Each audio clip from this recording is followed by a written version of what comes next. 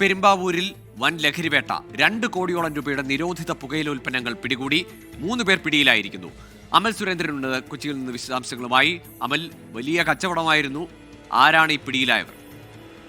ഗോകുൽ, ഏതായാലും ഇന്ന് 10 മണിയോടെ കൂടിയാണ് പെരുമ്പാവൂരിലെത്തി പോലീസിന്റെ വിശദമായിട്ടുള്ള പരിശോധന നടക്കുകയും ഗോഡൌണിൽ പെരുമ്പാവൂർ മുടിക്കൽ ഭാഗത്തുള്ള തടി ഡിപ്പോയുടെ അടുത്തു തന്നെയുള്ള ഒരു ഗോഡൌണിൽ നിന്നാണ് വലിയ ശേഖരം നിരോധിത പുകയില ഉൽപ്പന്നങ്ങളുടെ വലിയ ശേഖരം കണ്ടെത്തുന്നത്.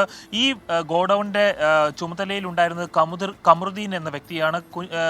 മുടിക്കൽ സ്വദേശി തന്നെയായിട്ടുള്ള കുഞ്ഞഹമ്മദിന്റെ ഉടമസ്ഥതയിലാണ് ഈ ഗോഡൌൺ ഉള്ളത്. ഈ ഗോഡൌൺ കമറുദ്ദീൻ എന്ന വ്യക്തി വാടകയ്ക്ക് എടുത്തിരിക്കുകയായിരുന്നു. ഏതായാലും ഈ ഗോഡൌണിലെത്തിയാണ് പോലീസ് പരിശോധന നടത്തിയതും വലിയ രീതിയിലുള്ള ശേഖരം കണ്ടെത്തിയ പുകയില ഉൽപ്പന്നങ്ങൾ, നിരോധിതമായ പുകയില ഉൽപ്പന്നങ്ങൾ ഹാൻസും പാൻപരാഗിനും പുറമെ ഇന്ത്യയുടെ പല ഭാഗങ്ങളിൽ നിന്നുള്ള, കാശ്മീർ അടക്കമുള്ള പല ഭാഗങ്ങളിൽ നിന്നുള്ള, കേന്ദ്രഭരണ പ്രദേശങ്ങളിൽ നിന്നടക്കമുള്ള വില കൂടിയ മുന്തിയ ഇനം സിഗരറ്റുകളും ഇവിടെ എത്തിച്ചിട്ടുണ്ട്. ഏകദേശം 2 കോടിയോളം രൂപയുടെ പുകയില ഉൽപ്പന്നങ്ങളായിരുന്നു ഈ ഗോഡൌണിനുള്ളിൽ ഉണ്ടായിരുന്നത്.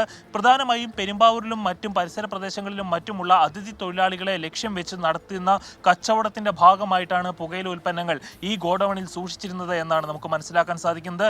ഈ ഒരു പുകയില ഉൽപ്പന്നങ്ങളുടെ അനധികൃതമായ സൂക്ഷിപ്പിൽ സർക്കാരിനെ വെട്ടിച്ചിരിക്കുന്നത് കോടിക്കണക്കിന് രൂപയുടെ നികുതി പണമാണ് വെട്ടിച്ചിരിക്കുന്നത്. അതിന് പുറമെ നിരോധിത പുകയില ഉൽപ്പന്നങ്ങളും ഇവിടെ സൂക്ഷിച്ചിരുന്നു. ഗോകുൽ.